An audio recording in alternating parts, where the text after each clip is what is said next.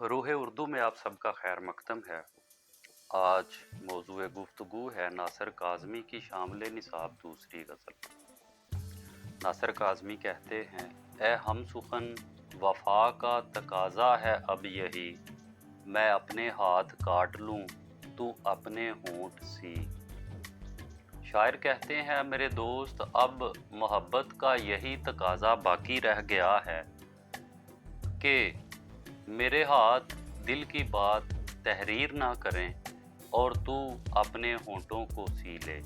यानी तू अपने होंठों से कोई बात ना कह और मैं अपने अफकार अपने ख्यालात को शेर की सूरत में बयान ना करूं। शायर के दिल में दरअसल मुल्क की मोहब्बत का समंदर मौजज़न है, लेकिन मुल्क में आज़ादी इजहार पर पाबंदी है। इसलिए शायर ने मसलहत के तहत अपनी तहरीरी जद्दोजहद से हाथ खींच लिया है और वो अपने रफ़ीक और अपने हम सुखन अपने दोस्त से भी यही बात कह रहा है कि तू भी अब हक बात कहने से बाज रह। मैं भी सच बात के इजहार से अपने कलम को रोक लूँगा और तू भी मुल्क के हालात के हवाले से कोई बात ना कर कि अब वतन से मोहब्बत का तकाज़ा यही रह गया है।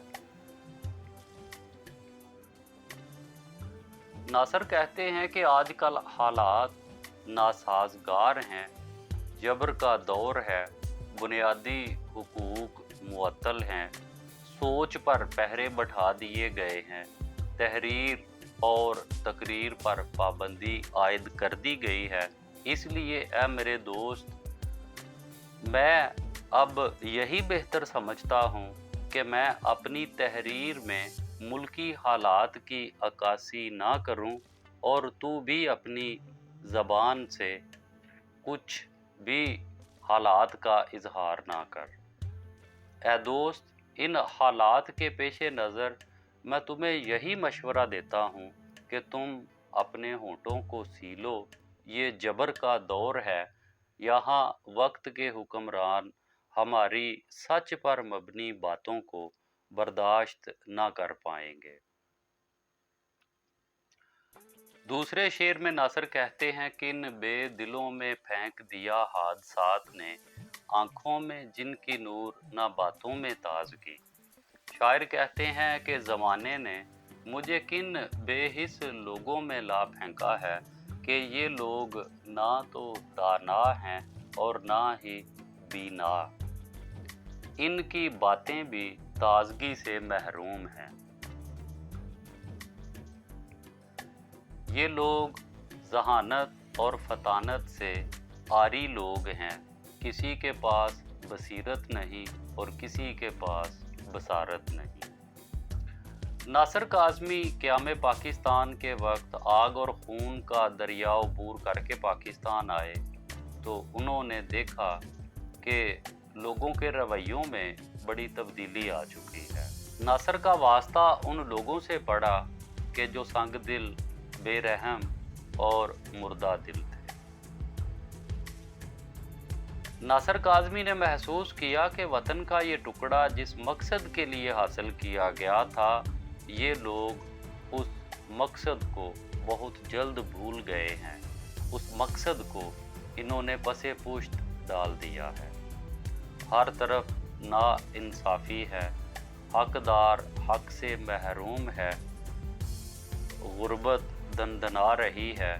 नासिर काज़मी ने जब अपनी आँखों के सामने जुल्म ज़्यादती, नाइंसाफ़ी, फ़रेबकारी, खुदगर्ज़ी, मुकारी, रियाकारी और मफाद परस्ती देखी तो वो बेसाख्ता ये कहने पर मजबूर हो गए कि हादसात ने मुझे किन अखलाक से आरी, बेहिस और बेदिल लोगों में ला फेंका है। पाकिस्तान बनते वक्त हालात ऐसे थे कि लोगों में नफ्सा नफसी पैदा हो गई थी। हर एक अपने मफाद को ही अजीज़ अज़ जान रखता था। इसलिए शायर कहता है कि मुझे ऐसे महसूस हुआ है जैसे मैं चलते फिरते मुर्दों की जिंदगी में पहुंच गया हूँ। जैसा कि हफीज जालंधरी ने कहा था, चलते फिरते मुर्दों से मुलाकातें हैं, जिंदगी कश्फो करामात नजर आती है। शायर कहते हैं कि ये ऐसे लोग हैं, मेरे इर्द गिर्द इस तरह के लोग हैं कि जो बज़ाहिर आंखें रखते हैं लेकिन उन्हें दिखाई नहीं देता। ये आंखों वाले अंधे हैं, ये सराते मुस्तकीम पर गामजन नहीं, ये अपना आला अरफा नस्बुल ऐन भूल चुके हैं। इन लोगों की मैंने बातें सुनी तो मायूसी हुई। ये लोग दकियानूसी और फजूल किस्म की बातें करते हैं। एक पहलू शेर का ये भी हो सकता है कि शायर मुल्क के रहबर और रहनुमाओं के बारे में इजहार ख्याल कर रहा है कि इनकी तकरीरें तो तामीर व तरक्की के जज्बे और नए मंसूबों पर मबनी होनी चाहिए, जबकि इनकी बातें मायूसी और बददिली का मजहर हैं। इनका फ़र्ज़ है कि ये कौम के अंदर तरक्की करने का जज्बा बेदार करें और कौम को खुशहाली का रास्ता दिखाएं, जबकि ये लोग तो कौम से ही कुर्बानी की तवक्को रख रहे हैं, कौम को और ज़्यादा मुश्किलात की तरफ धकेल रहे हैं।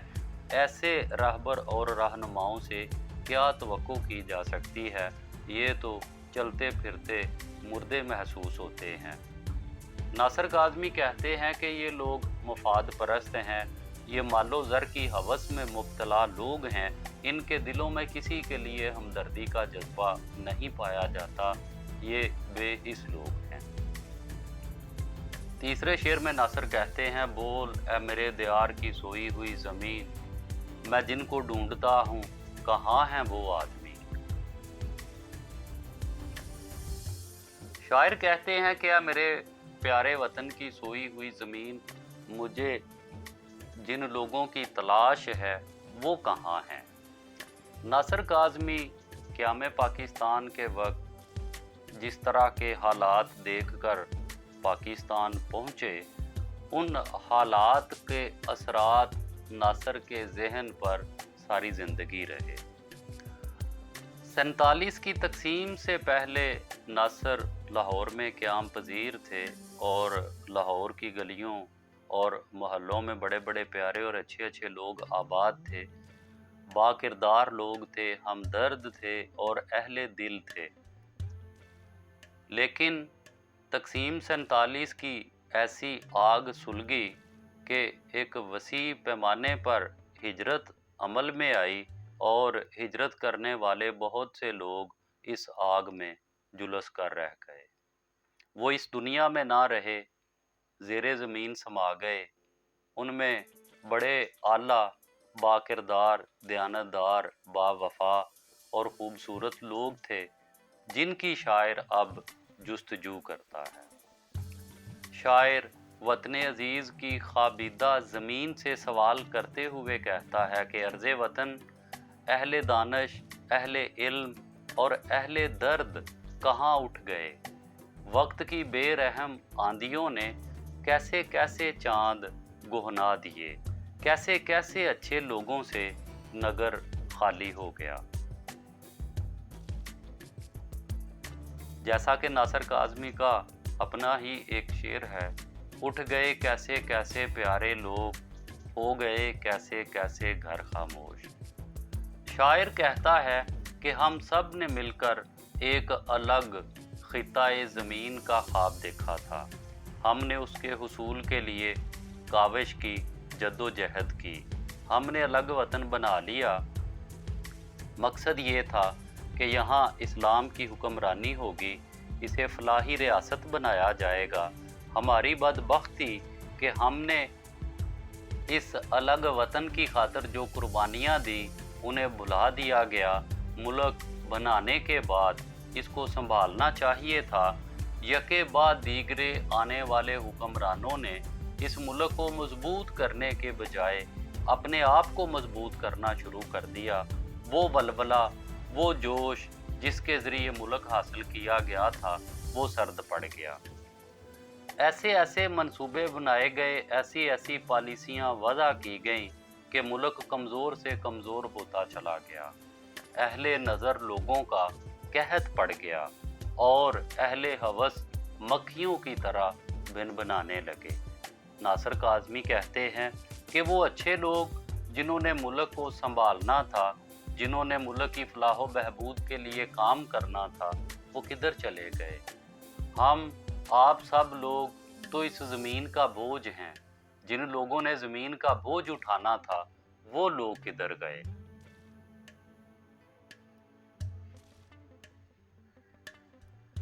मीठे थे जिनके फल, वो शजर कट कटा गए। ठंडी थी जिसकी छाँव, वो दीवार गिर गई। शायर कहते हैं कि जिन दरख्तों के फल मीठे थे वो कट कर रह गए, और जिस दीवार की छाँव ठंडी मीठी थी वो भी ज़मीं बोस हो गई है।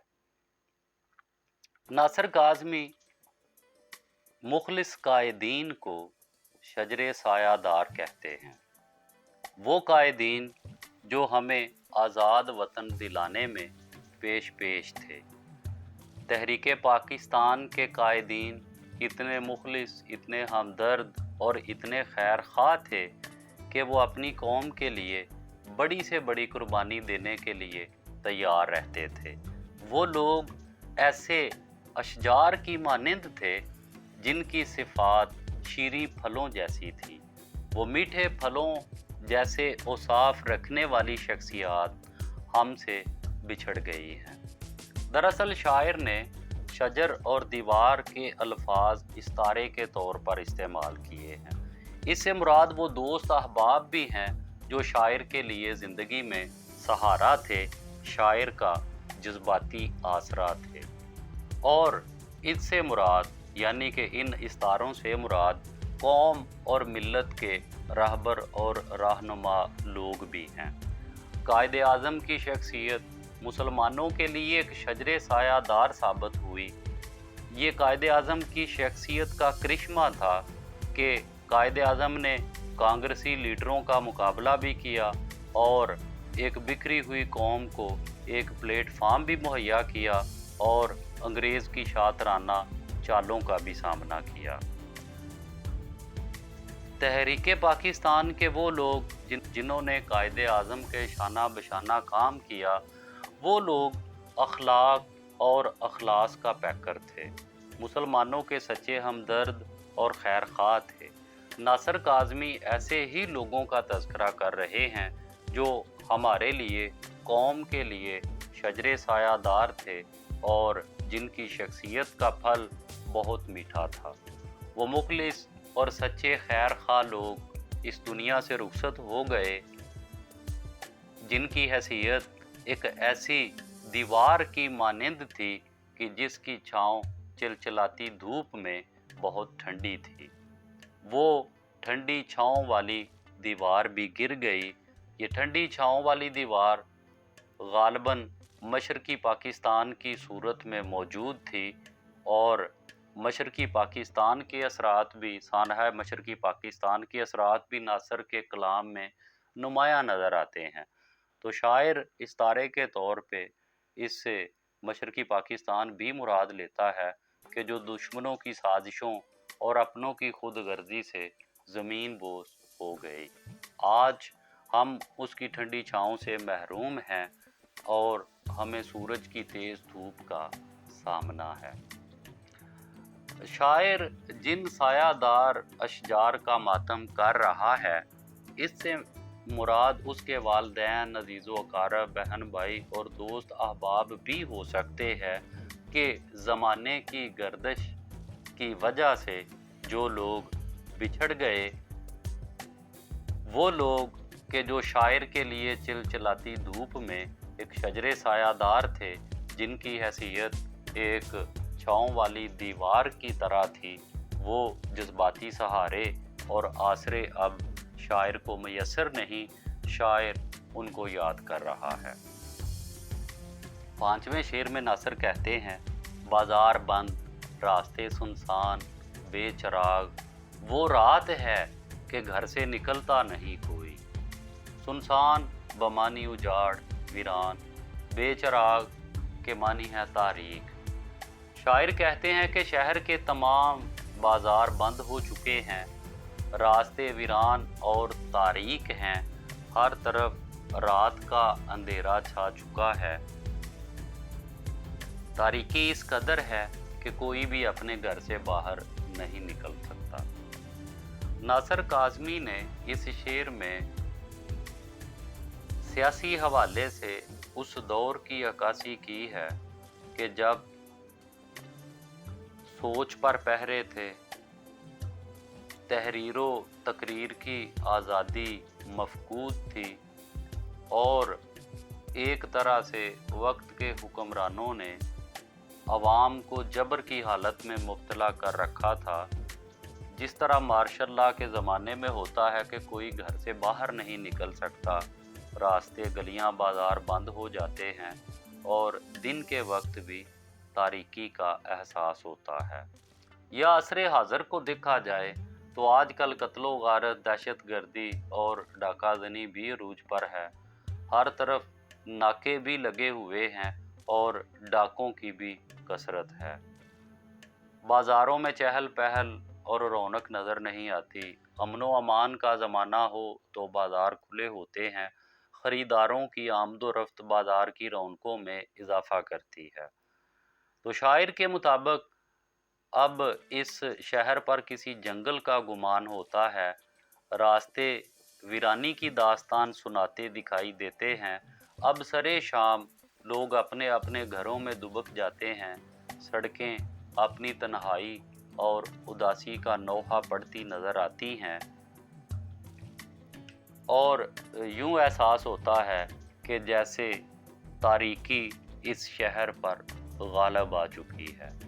शाम होते ही लोग अपने घरों में मुकफ़ल हो जाते हैं। खौफ की वजह से घर से निकलने की हिम्मत कोई नहीं करता।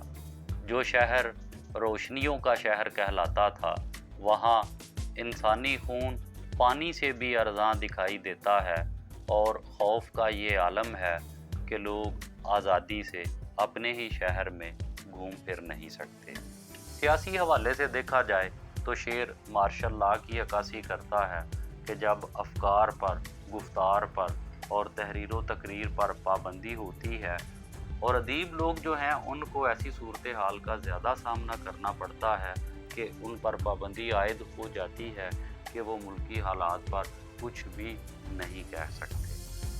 छठे शेर में नासिर कहते हैं, नासिर बहुत सी ख्वाहिशें दिल में हैं बेकरार, लेकिन कहाँ से लाऊं वो बेफिक्र ज़िंदगी। शायर ने इस शेर में माजी की ज़िंदगी का तज़किरा किया, जब बेफिक्री थी, जब कोई परेशानी लाहक ना थी।